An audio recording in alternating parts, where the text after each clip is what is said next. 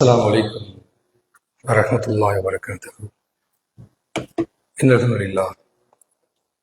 கண்ணியத்திற்குரிய சகோதர சகோதரிகளே, வாரந்தோறும் ஞாயிற்றுக்கிழமைகள்ல செய்தியும் சிந்தனை என்ற தலைப்பின் கீழாக பல்வேறு செய்தியில் வரக்கூடிய உண்மைத்தன்மைகளை நாம் அறிந்து கொள்ளக்கூடிய இந்த அமர்வில் 2 வாரத்துக்கு முன்பாக இந்திய நாட்டினுடைய மத்திய அரசாங்கத்தின் மூலமாக வெளிவந்த ஒரு தகவல் என்னவென்றால், இந்திய நாட்டு மக்களுடைய மொபைல் போன்ல ஒரு புதிய அப்ளிகேஷனை நாங்கள் கொண்டு வர இருக்கிறோம். அது வெளிப்படையா அறிவிக்காமல் ஒரு அப்ளிகேஷனை கொண்டு வர்றோம். சஞ்சார் சாதி என்று சொல்லக்கூடிய ஒரு அப்ளிகேஷன் எல்லா மொபைல் போன்லையும், அது ஆண்ட்ராய்டாக இருந்தாலும் ஐபோனாக இருந்தாலும் எல்லாத்துலேயுமே அந்த அப்ளிகேஷன் கண்டிப்பாக இருக்கணும் என்ற ஒரு தகவல் கொண்டு வருவோம்.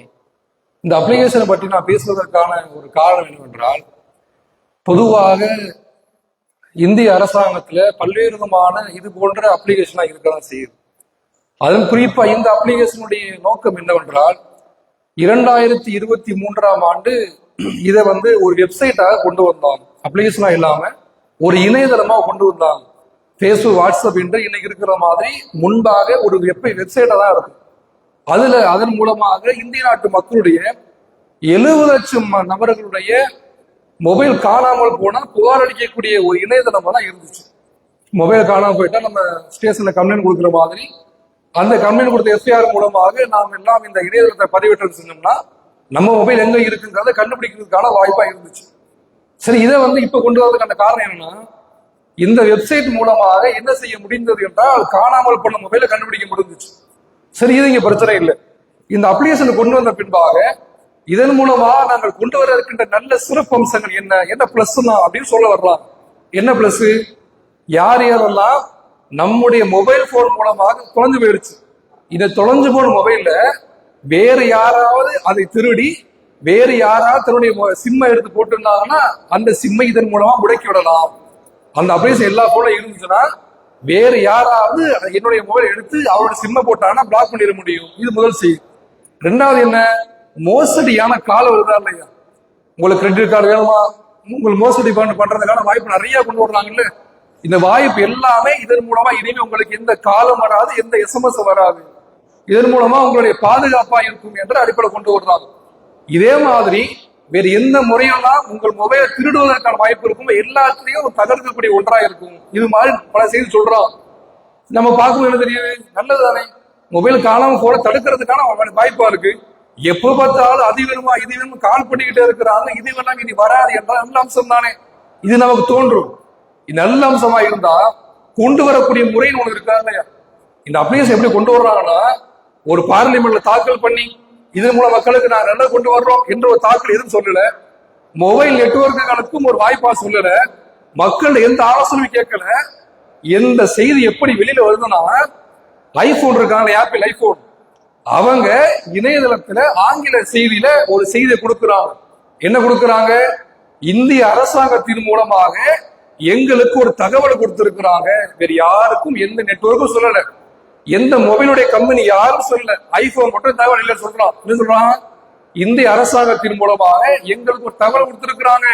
என்ன தகவல் என்றால், இந்த சஞ்சார் சாத்தி என்ற அப்ளிகேஷனை எல்லா மொபைல் போனையும் நாங்கள் பதிவேற்றம் செய்தான் கொடுக்கணும். ஒரு போன் வாங்குறோம், போன் வாங்கும் போது இந்த அப்ளிகேஷன் ஏற்றி தான் கொடுக்கணும், அப்ளிகேஷன் இல்லாமல் கொடுக்க கூடாது. சரி, பரவாயில்ல, அரசாங்கம் சொல்றாங்க கேட்கலாம். ஆனால் அதுல என்ன செய்யறாங்க தெரியுமா?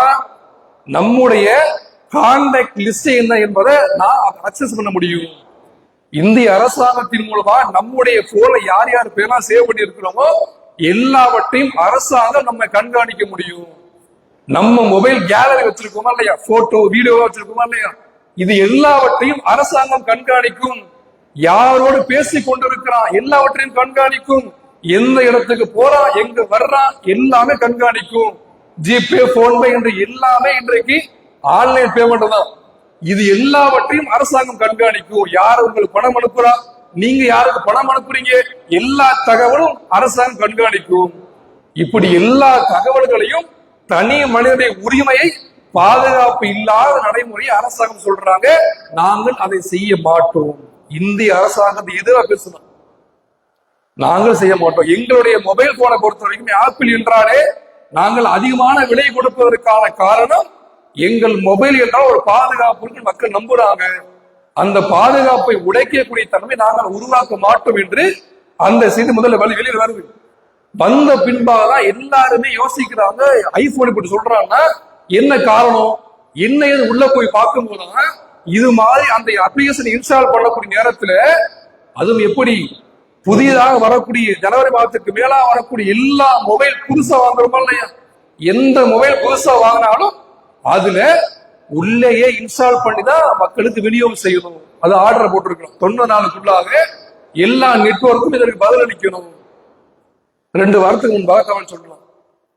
எல்லா மொபைல் போனே உள்ள இருக்கணும். சரி, நான் பழைய போன் தான் வச்சிருக்கிறேன், என்னால எனக்கு பிரச்சனை இல்லை, நீங்க அப்படி நினைச்சாலும் கூட உங்கள் மொபைல் போன் நெட்வொர்க் இருக்கானா இல்லையா, சாம்சங்கா இருக்கட்டும், மற்ற ஓப்போ, ஐபோன் எல்லாமே இருக்குல்ல, எல்லாத்தையும் கூட உங்களுக்கு அப்டேட் கொடுப்பான்.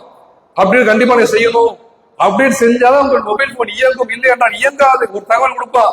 அப்டேட் செய்யக்கூடிய போது அதன் மூலமாக இன்ஸ்டால் ஆயிரும் உள்ள, அதுவா ஆட்டோமேட்டிக்கா உள்ள இன்ஸ்டால் ஆயிரும்.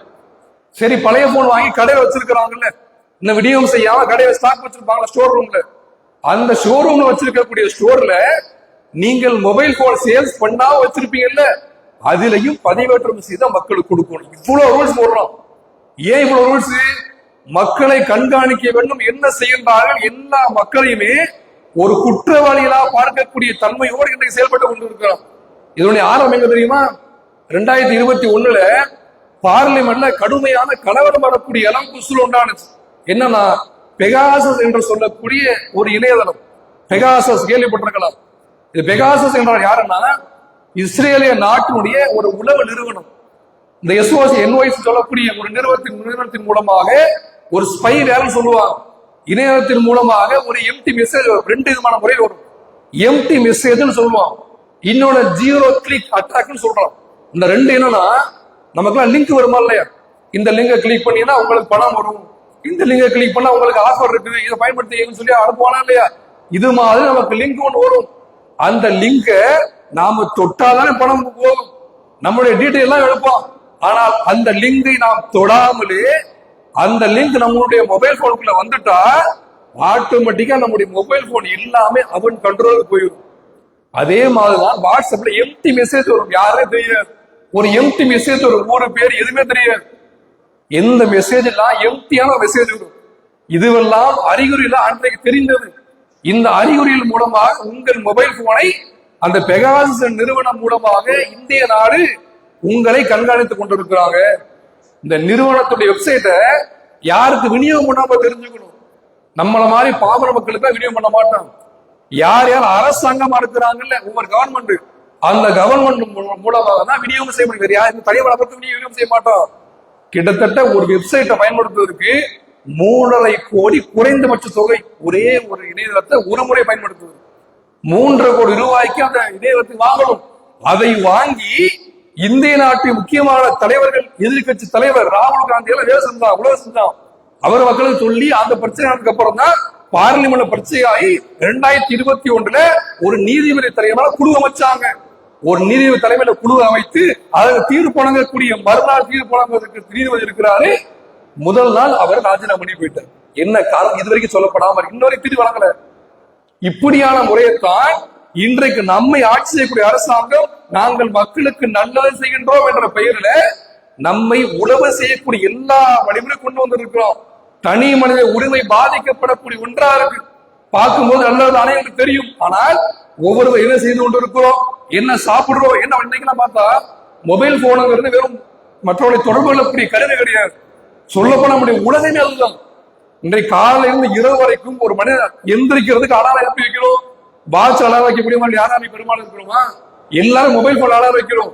பல பேருடைய நம்பர் நமக்கு தெரியாது. அத்தை நம்பர் தெரியாது, அம்மா நம்பர் தெரியாது, மனைவி நம்பர் தெரியாது, கணவன் நம்பர் தெரியாது. பல பேருக்கு மொபைல் நம்பர் கூட மனப்பாடமா இல்லை. எல்லாம் மொபைல் இருக்குல்ல, அது போதும் என்ற எண்ணம் இப்ப எல்லாமே. நாம் எதையும் யோசிக்காத அளவுக்கு மொபைல் தான் எனக்கு பயன்பாடு இருக்கு.